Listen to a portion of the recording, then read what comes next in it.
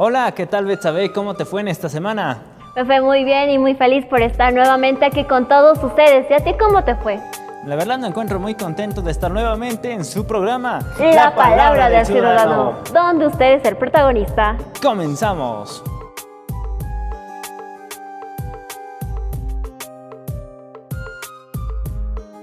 Moisés, los casos de violencia de género y feminicidios estuvieron presentes desde el principio de año y hasta el momento no se detuvieron.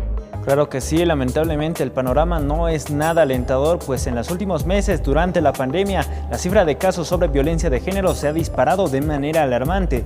Es por eso que conoceremos testimonios de casos de personas que atravesaron por esta difícil situación. Así es, Moisés, además tenemos su sector Huellas Históricas, así que vamos a un espacio popular.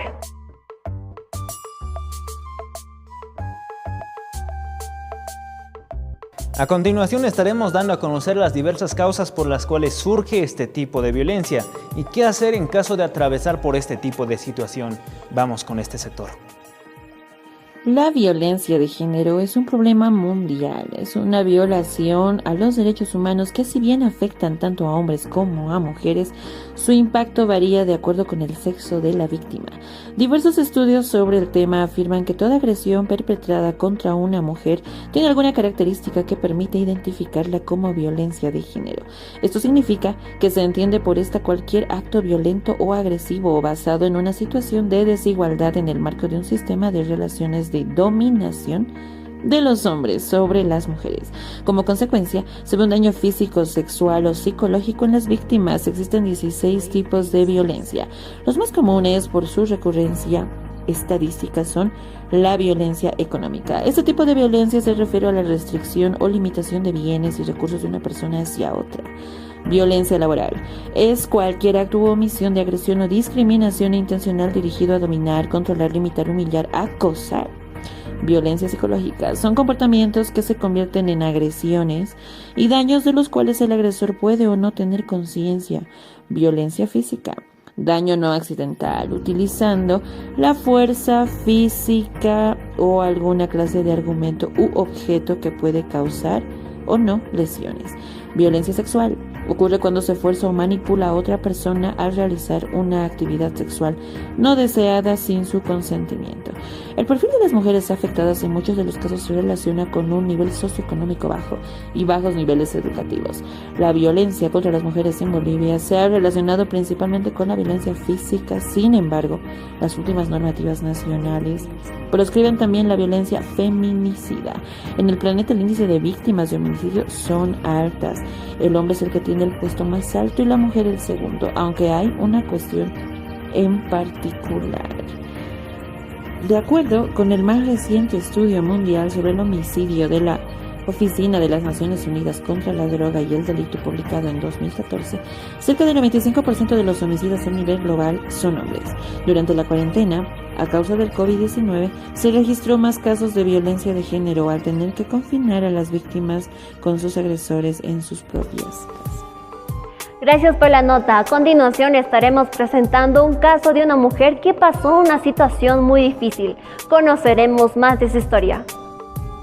¿Cómo están, queridos amigos? Soy Elba Calle y este es el programa La Palabra del Ciudadano, y en esta oportunidad vamos a conversar sobre un tema muy delicado que es la violencia de género, y para ello pues vamos a hablar con nuestra amiga quien es Erika Apaza, y nos va a contar un poco de su historia y para que nosotros también podamos tomarlo en cuenta y podamos reflexionar sobre ello. ¿Cómo estás, Erika? Muy buenas noches.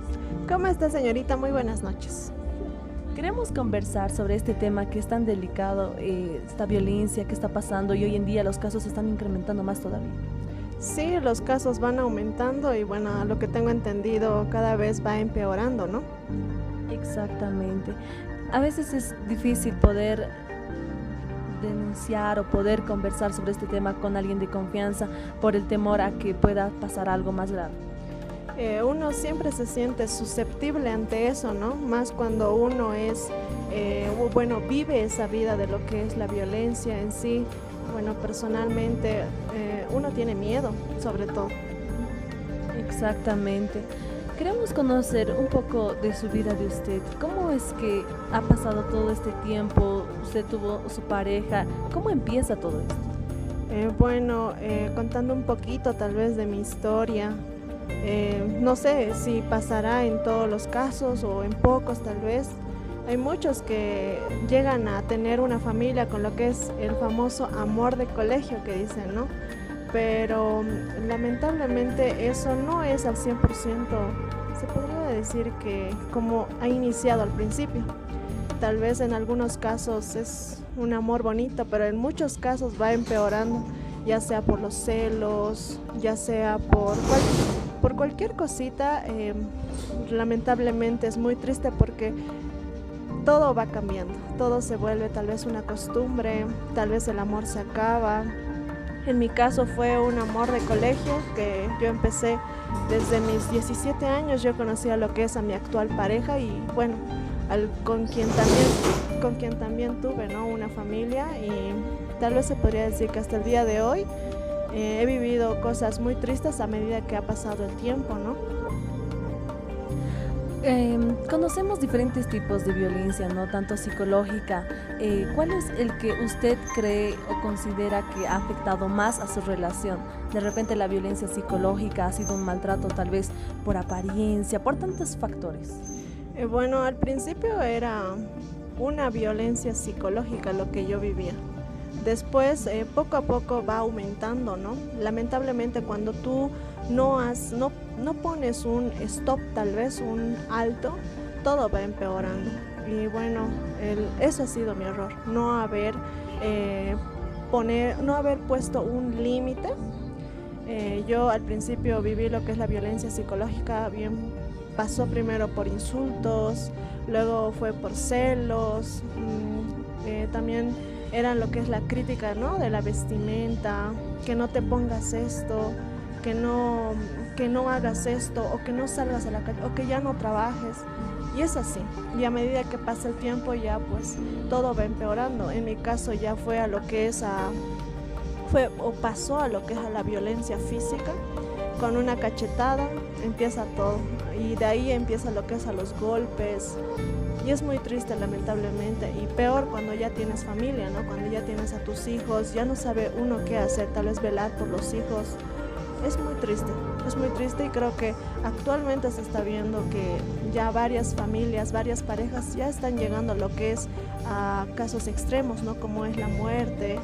Uno tiene miedo, pero debemos de poner un alto. ¿Alrededor de cuánto tiempo, así viéndolo usted desde ahora, ¿no? ¿Cuánto tiempo ha sido esta violencia que usted ha sufrido psicológica?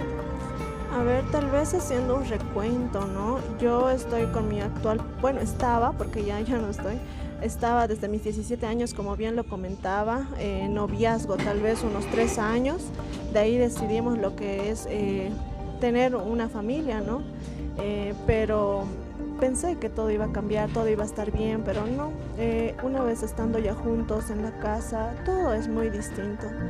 Todo es muy diferente a lo que uno pensaba, y tal vez siendo una pareja joven, uno piensa que va a ser mejor o que se va a reforzar el amor, pero no es así. Todo va empeorando. La violencia en la casa era muy fuerte, él venía tomado, se desquitaba conmigo. Era muy lamentable, pero ya hace menos de un año ya decidí lo que es alejarme, porque era ya mucho, ¿no? Entendemos también el sufrimiento que una persona puede estar atravesando en este momento tan difícil, y aún así hay personas que por los hijos es que tienen que seguir con su pareja. ¿Qué opinas tú al respecto? Es muy triste porque yo también no quería alejarme. Yo siempre dije, va a cambiar. Y tal vez muchos pensamos eso de la persona que amamos, ¿no? Algún día va a cambiar, pero llegado al momento no es así. No cambian repentinamente, o bien se acaba lo que es el amor, o todo se vuelve costumbre, o todo es ya el hijo, pero no es así. Debemos de poner un límite, porque si bien un día yo estaba bien feliz, al otro día o pasado los años ya eran golpes, gritos, insultos. Yo creo que eso nadie quiere vivir, ¿no?, en una familia, y peor cuando tienes ya una familia, una hija a quien tienes que ya enseñar tanto derechos, deberes, o cómo debe vivir su vida. Y bueno, ese ejemplo creo que no quiere darle nada nadie a sus hijos, ¿no? Entonces, por eso mismo, yo creo que nuestros hijos deben ser lo que es la fortaleza para cambiar esa vida y también la de ellos, ¿no? Muy Hace unas décadas atrás, la violencia de género formaba parte de la vida de las personas. Era un asunto que no debía trascender de puertas para afuera y por lo tanto en el cual no se debía intervenir. Actualmente hay muchas plataformas virtuales, por lo cual usted, si sufre algún tipo de maltrato, puede denunciarlos. También puede llamar a la línea gratuita 810-2414.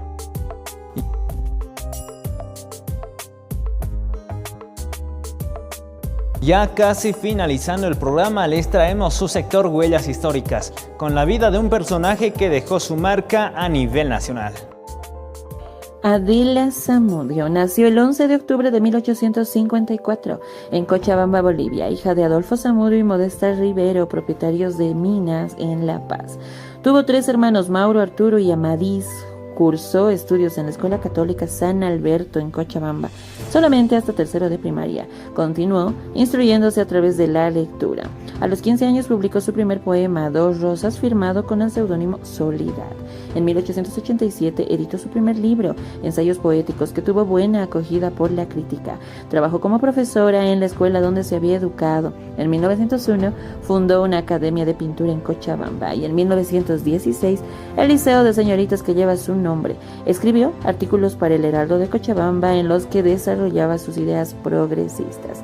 Además, participó activamente en las discusiones, cuestionamientos y críticas de una sociedad conservadora, religiosa y semifeudal, donde la mujer tenía pocas opciones laborales y sociales. Dio su apoyo a la ley de divorcio, propuso la educación secular de las mujeres con el derecho al voto como una libertad política mediante su manifiesto poético Nacer Hombre, además de reflejar con esto la discriminación de que era objeto la mujer. Considerada como precursora del feminismo boliviano por atreverse a cuestionar un orden social considerado como natural, defensora de los derechos de las mujeres y defensora contra la violencia de género, decidió apartarse de la vida matrimonial para emprender su propio viaje de la poesía, la los escritos, las pinturas, la enseñanza, la postura adornaron sus provincias. Fue reconocida como la máxima exponente de la cultura boliviana. Falleció el 2 de junio de 1928 a los 73 años en Cochabamba. Gracias por habernos acompañado en el programa de hoy y recuerde siempre cuidarse en estos tiempos de pandemia con las medidas de bioseguridad. El tema de la siguiente semana será el alcoholismo, desarrollando sus principales causas y consecuencias de este vicio. Aguárdenos hasta una próxima oportunidad en La Palabra del Ciudadano.